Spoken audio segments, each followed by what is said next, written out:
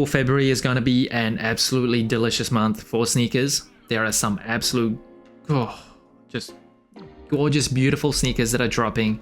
It is kind of top heavy, but that top is, it's heavy. It is very, very heavy. So I'm going to go through the shoes that I really want for the month of February 2025. But disclaimer, the release dates for sneaker industry is as fluid as can be. It changes all the time.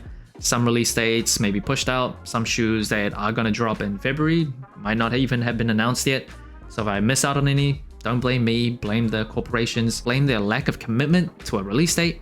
So here we go. First, it is the KD4 Alternate MVP that is dropping on February 16th for $150. Now, apparently this is one of two MVP related colorways that is based on Kevin Durant's very famous MVP speech, which was really dedicated to his mother. Kind of created a very viral, very famous one-liner, "You're the real MVP." And this is one of two colorways. This one is a white-based colorway. The other one is blue. Not too sure about the details of the other colorway when that will drop. And there is a bunch of details on this KD4. So of course you get the synthetic material on the upper, and you actually see this protruding basketball that is on the tongue of the shoe, branded insoles, as well as a message inside the strap that says, "We weren't supposed to be here. You made us believe. You sacrificed for us." That was part of his MVP speech. And at the bottom of the strap on the eye stays, it says faith and love. And then inside the tongue, more dedication to his mother, Wanda Durant, with a rose pattern. Now, I don't really wear KD4s anymore to play ball in. Comes with like a Phylon midsole that is just too firm for my old knees. I don't love how the cushioning is set up on the shoe anymore. Last year, we did see a revival and retro of a ton of very nice KD4 colorways, like the Weatherman, Art Pearl, Galaxies. I swear there was like one or two more that was very beloved when it first came out. But this colorway, it is very nice. And that MVP speech probably is the most quotable or the most famous in recent memory. If I had to choose one, I think the D-Rose one where he's talking about his mom and he's just, you can tell he's about to cry. I think that one's really genuine and authentic as well. But yeah, the KD one, it is tough to beat. And next it is the Adidas AE1 Low Best of Arty 2.0. That drops on February 1st for $110. Now the Arty 1.0 on the AE1 Mid, that was probably one of the better colorways of all AE1s. The 2.0 is very similar, slight different in the accents of the shoe, and it is on the low top version of the AE1s, which personally I don't love. I made a whole video comparing like the mids versus the lows. The lows just had one or two flaws that just didn't really fit my playstyle. I did not like them for performance, but as a casual shoe, I think it's pretty nice. I think the AE1s, in terms of recent basketball shoes, probably crosses over into like casual wear the best. And this colorway, super nice, super clean. I think you can wear this casually if you really wanted to. Of course, comes with that very distinct honeycomb pattern on the upper. It also gets rid of the loop at the forefoot of the shoe. If you're interested in like a more detailed performance review of the shoe, check out my video. But just as an overall colorway and aesthetic, I think this is good. Even though I won't wear it on court, I would actually wear this like off court. This is nice. Next, it is the Jordan 3 Lucky Shorts that is dropping on February 22nd for $200. Now, despite this being the 35th year anniversary of the Jordan 5, it will be a huge year for that shoe. My favorite sneaker of all time. It actually looks to be a pretty good year for the Jordan 3 as well. So we're gonna see the Jordan 3 Armand Manère Diffuse Blue come up. The Valentine's Day Jordan 3 drops today. I'm not a huge fan of that shoe. The Jordan 3 Rare Air, the Jordan 3... There's a few other ones, a few good ones that's dropping at the end of the year or later this year. But this is dropping at the end of February. It is a tribute to Michael Jordan's superstition of wearing his University of North Carolina shorts under his Chicago Bulls shorts while he was playing. I remember when I heard that story as like a kid, I thought someone was lying to me. I was like, how could you wear two pairs of shorts while playing? Your sweat, just amount of heat that produces is just filthy. But I guess it's a true story. And the UNC blue is one of my favorite colors on sneakers, probably my favorite. And this shoe just looks super, super clean. The sail midsole, I don't love. Not too shocked that they use that. Jumpman on the back. It's not an OG colorway, so Jumpman branding throughout, not Nike Air. It does have a special tag inside the tongue that actually, I'm assuming, that is the size of his shorts with 87 to 88. That was when the Jordan 3s came out. And if you're wondering, the one shot that Michael Jordan kind of attributes to the beginning of his greatness and his mentality and like clutch moments especially was the shot that he hit over Georgetown University in 1982, I want to say, the championship game. That mid-range shot, he was wearing the UNC shorts that kind of started it all. And yeah, very, very clean shoe. My bias for UNC Blue is strong on this one. It may not be like the best Jordan 3 to come out this year, but for me personally, this one's kind of a must-have. Next up, it is the Jordan 1 Black Toe Reimagined that is now dropping on February 15th for $180. Now this shoe I've already reviewed. It is a shoe that was supposed to drop all the way back in October 18th, I believe, in 2024. Jordan Brand actually delayed it due to a lack of anticipated demand. I'm not quite sure that's the best like reasoning. I don't know if they're just expecting the Jordan 1s in terms of popularity to just suddenly bounce back after like 3 months, but it's here on February 15th after another shoe that a lot of people will want. So this is kind of a consolation prize, but it's a good consolation prize. This shoe tells the story and is a reference to that photo shoot that Michael Jordan had with a pair of Jordan 1s kind of strapped over the shoulder that says Air Jordan instead of the Wings logo. Nike wasn't really quite sure how the final version of the shoe would look, but they shot this photo shoot anyway. But then on the medial side of one shoe, it actually says wish you the very best, Michael Jordan signature underneath, and that is a reference to MJ giving away his pair of Jordan 1s to a very close friend of his, and he actually signed it with that phrase, with that signature. So yeah, very subtle storytelling, but I think it's pretty cool. I think the black toe colorway overall is just really, really nice. One of the best OG colorways of all time. The box and the paper inside I think is really nice storytelling as well. The materials on the shoe is actually pretty decent. If you want to know my detailed thoughts, check out my review. But even though this is not going to be the only and the best Jordan 1 from February, I think it's a very nice shoe. Next up, it is the Kobe 6 Pro Tro All-Star 2.0 that is dropping on February 13th for $190. Now back in 2011, Kobe wore the Kobe 6 All-Star 1.0 that was like a red and black colorway. He actually won the MVP of that game. But this time, Nike is bringing back the Kobe 6, they're Pro Troing it, and they're calling this the All-Star 2.0. They're actually changing out the Mamba scales that you see on other Kobe 6s, replacing it with stars, obviously a reference to the All-Star game, and it looks to feature an all-sail upper with hints of black. This year, the All-Star game will be played in San Francisco. I was hoping the colorway would be more, I don't know, Bay Area or San Francisco based, but all-sail, I guess that's it. Unless there's like a reference I'm missing, please let me know, but it didn't really scream like San Francisco to me. The Kobe 6 Pro Tro I think is decent, still not my top choice in terms of on-court performance in 2025. There are other shoes that I prefer, but my fandom for Kobe Bryant runs deep. I do like to collect most of his shoes that come back. As a kid, as a teenager, didn't really have the money or ability to buy a lot of Kobe Bryant shoes that came out.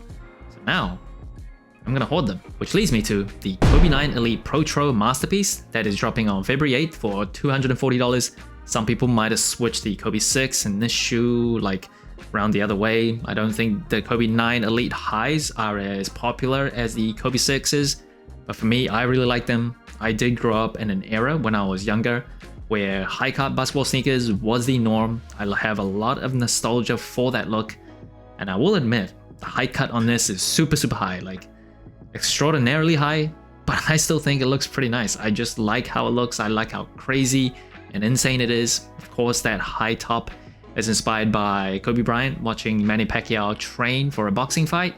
So he was inspired by a typical boxing sneaker. And this colorway, it is very funky, got a lot of bold colors all over the upper. I really like the colorway on this shoe. I have actually also reviewed this shoe, so if you want to know more details, in-depth performance review, go check out that video. A quick summary, this colorway actually first dropped in 2014. It is dropping on the same day. You see a quilted tongue that is slightly different to other Kobe 9s. There's really cool storytelling all over the Kobe 9. So at the back, you see the 9 lines. Obviously a reference to Kobe 9, but it also was a reference to the stitches that Kobe Bryant had on his heel after he suffered the Achilles injury, and the Mamba code on the lateral and medial side of the shoe that says Masterpiece, as well as Vini Vidi Vici, that means I came, I saw, I conquered. And the fact that Kobe shoes are still so popular now, yeah, he definitely came, he's definitely saw, and he definitely conquered. And number 3, it is the Nike Air Foamposite 1 Galaxy that is dropping on February 21st for $240. Now this shoe was historic in many ways. This basically was the peak of Foamposite popularity. This shoe had people literally committing crimes. let's not do that again. But this shoe, a grail to a lot of people, is officially coming back. First dropped during All-Star Weekend in 2012. There's not a ton of like official images yet. Obviously you have this very crazy galactic space themed upper, the translucent glow-in-the-dark outsole, black nubuck eye stays, and it does look like the remove before flight tag that came with the 2012 version will be back as well. I think a lot of people my generation that weren't able to get our hands on the original Galaxies are just stoked for the shoe to come back. I don't care if the hype or popularity has dropped, I want this. It's basically like every person's dream. When they really wanted something as a teenager, as a kid, or as a young adult, they didn't have the means. Once they reached a point where they do have the means, they want to go back and buy all the nonsense that they couldn't get. This Galaxy colorway definitely falls under the category, but it's still just number 3, and that's because at number 2, controversial, but I'm gonna call this 1B because it should be number 1, but I have a strong bias towards the Jordan 5s. So that's a quick preview. A Jordan 5 is number 1 on their list. I have a strong bias for Jordan 5s, so this shoe could only be number 2. It is the Jordan 1 85 Bred. Now the shoe is dropping on February 14th for an insane price of $250, and I'm just gonna start my rant here. So the Bred colorway is famous for the colorway that was banned, even though the original shoe was the Airships. The Jordan 1 was not ready by then, so Michael Jordan first wore the Airships, but we'll go with Jordan Brand's marketing, which brings me to the marketing behind this shoe is just really annoying me. First of all, it is corny with the whole like deactivating their Instagram account and like giving fines or tickets to Jordan employees for wearing Jordan 1s and like blacking out the Jordan 1s on Nike.com. But what really irks me is the fact that there's only 10,000 pairs apparently in stock and only 23 retail locations will have the shoe available. Now, exclusivity isn't new for sneakers. It happens a lot, and I'm usually not too annoyed by it. But the disgusting thing about this is, number 1, they're marketing like the whole ban story.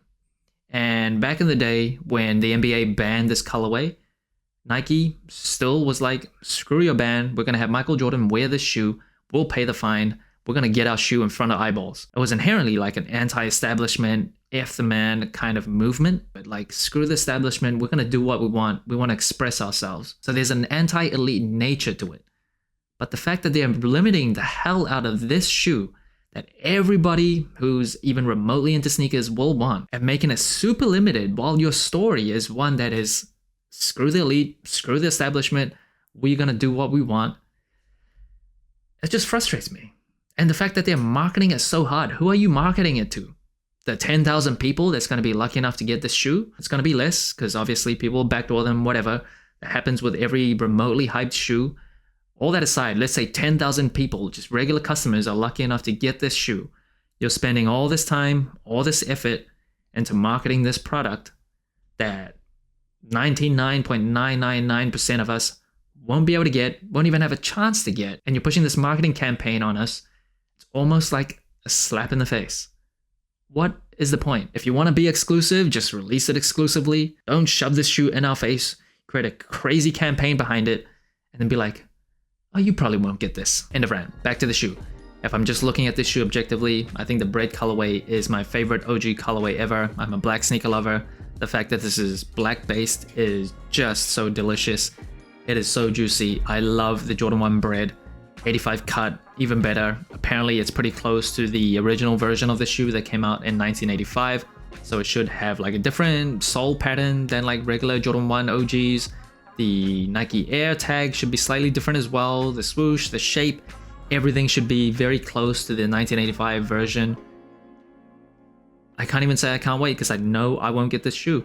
Even on the resale market, it's gonna be like $2,000. It's already like $1,000. It's gonna just be way too expensive. But objectively speaking, all the other nonsense aside, looking at it in a vacuum, I really want it. I really want it. But with all that said, it is still not number 1 because number 1 for me in February 2025, it is the Jordan 5 Black Metallic Reimagined that is dropping on February 8th for $210. The Jordan 5 is by far my favorite sneaker ever. An all black shoe, I love it. I love black sneakers. This colorway is my favorite Jordan 5 OG colorway ever.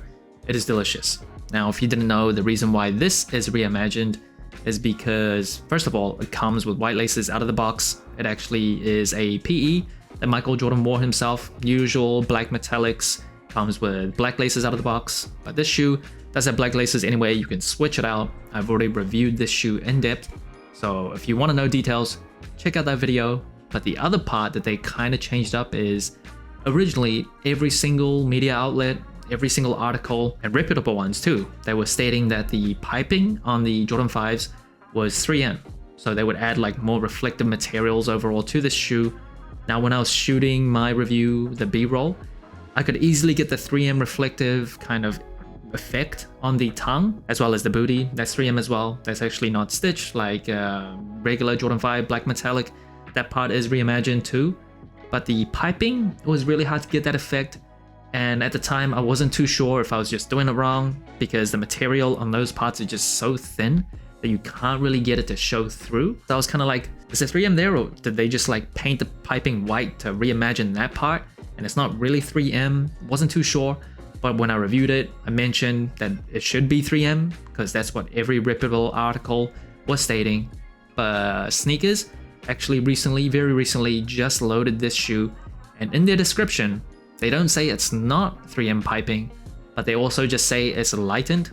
So I'm assuming, based on the fact that I couldn't really get that reflective effect on that area, as well as this, where they don't point it out, that it's probably just painted white. But regardless, I love it. This colorway is just insane. There's nothing I don't like in terms of just the colorway and how this shoe looks. Icy outsoles are delicious as well. If you want to know about all the materials or the details behind the shoe, check out my review. It is the 35th year anniversary of the Jordan 5s.